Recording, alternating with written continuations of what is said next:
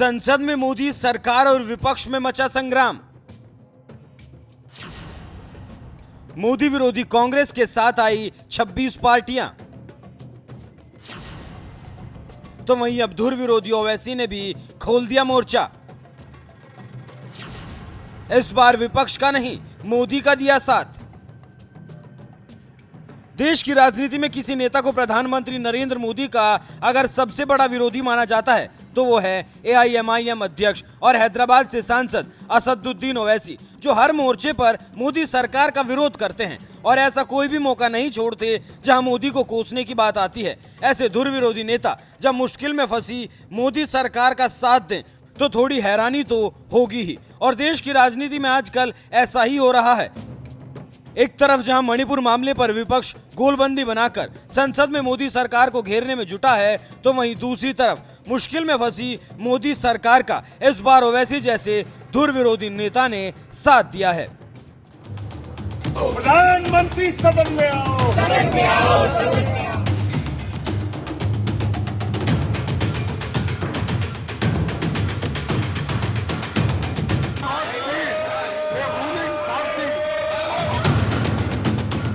दरअसल 20 जुलाई से ही संसद का मॉनसून सत्र चल रहा है, लेकिन एक भी दिन ऐसा नहीं गया जिस दिन पूरे दिन संसद चल सकी हो। मणिपुर के मामले को लेकर विपक्ष पिछले कई दिनों से संसद में हंगामा मचाए है, जिसकी वजह से जहां आम आदमी पार्टी के सांसद संजय सिंह को पूरे मॉनसून सत्र के लिए सस्पेंड कर दिया गया।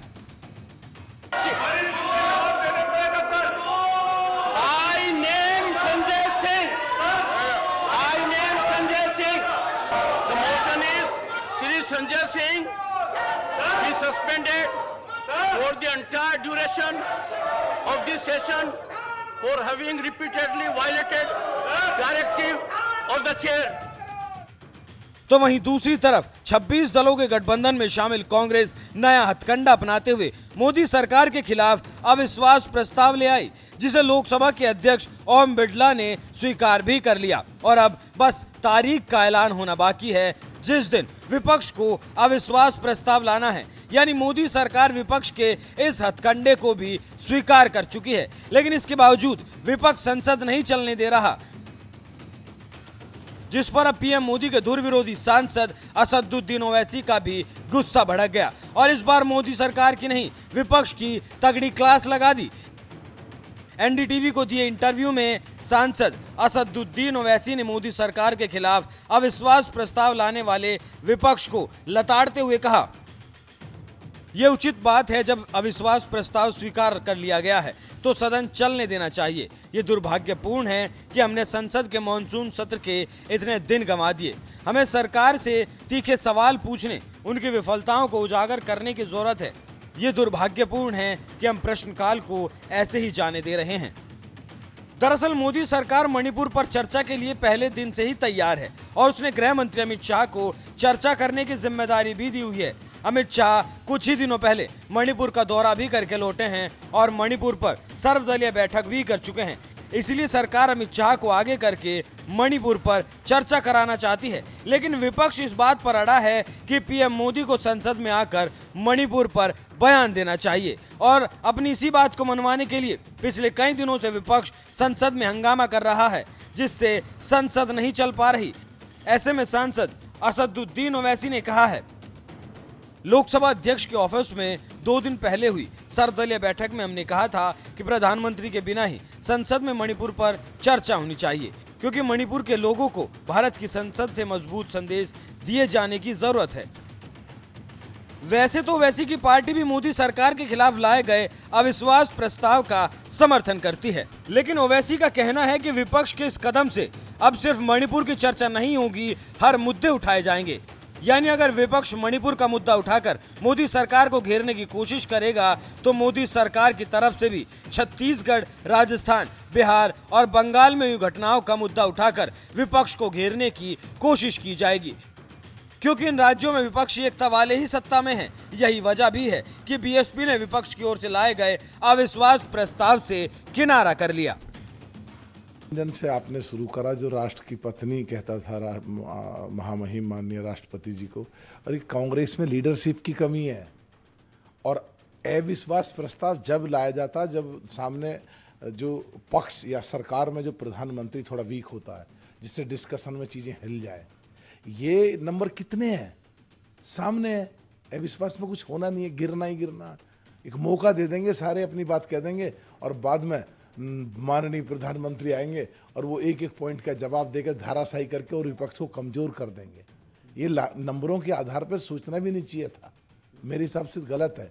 और वो पूरी तैयारी के साथ आकर के और जब बाद में भाषण होगा प्रधानमंत्री जी का इस विषय पे, तो सब धाराशाही करके सपेट करते चले जाएंगे और जो कांग्रेस लगातार पूरे देश में मजबूत होने की तरफ चल रही थी, वापस कमजोर होके वहीं गिर जाएगी। अभी अगर चर्चा होगी सदन में तो मणिपुर की चर्चा भी होगी, छत्तीसगढ़ की चर्चा भी होगी, राजस्थान की चर्चा भी होगी। छत्तीसगढ़ और राजस्थान में कांग्रेस की सरकार है, वहाँ जो घटनाएं घटी हैं उनकी भी चर्चा होगी। राजस्थान के मुख्यमंत्री का हमने भी मांगा है कि उसको बदला जाए और मणिपुर का भी मांगा है, मणिपुर को इमीडिएट मुख्यमंत्री को बदला जाए, जो एसएसपी था उसको भी तुरंत बदला जाए। पर चर्चा के बाद जो भारत देश पे चर्चा होगी, इंडिया नाम पे चर्चा होगी, भारत नाम पे चर्चा होगी, वो ऐसे तथ्य सामने आएंगे कि ये अधीर रंजन जैसे नेता हो ना कुछ कर नहीं पाएंगे। कांग्रेस में बहुत बढ़िया है, मनीष तिवारी है, बिट्टू है, डिम्पा है, जो गिल है, वो बहुत लोग हैं जो नेता बन के बढ़िया चला सकते हैं। और ये अपने बट तो अधीर रंजन जी बना रखे, ना वो हिंदी बोल सकते हैं ठीक, ना वो अंग्रेजी बोल सकते हैं ठीक। इससे तो बांग्ला में ही बोलना चाहिए, कम से कम ट्रांसलेशन में सुन तो लें हम लोग भी क्या बोल रहे हैं, वो बोल ही नहीं पाते हैं। विपक्ष कमज़ोर और ज़्यादा हो जाएगा। विपक्ष कमज़ोर अगर हो गया तो देश कमज़ोर हो जाएगा, और देश कमज़ोर हो गया तो ये बीजेपी वाले लोग, आज की सरकार के लोग अपनी मनमानी चलाएंगे। इसलिए कांग्रेस को विपक्ष में मेन पार्टी है, सूझबूझ करके कदम उठाना चाहिए जिससे कि विपक्ष मजबूत हो, ताकि देश मजबूत हो सके।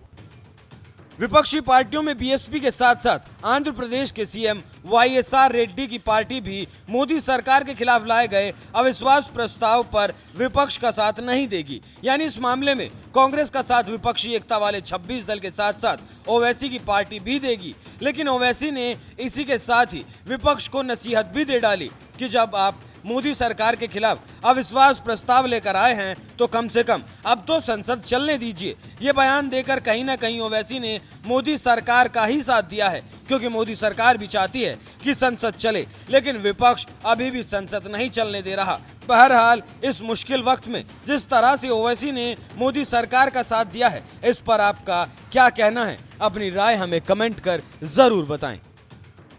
प्रधानमंत्री सदन में आओ, सदन में आओ, सदन में आओ।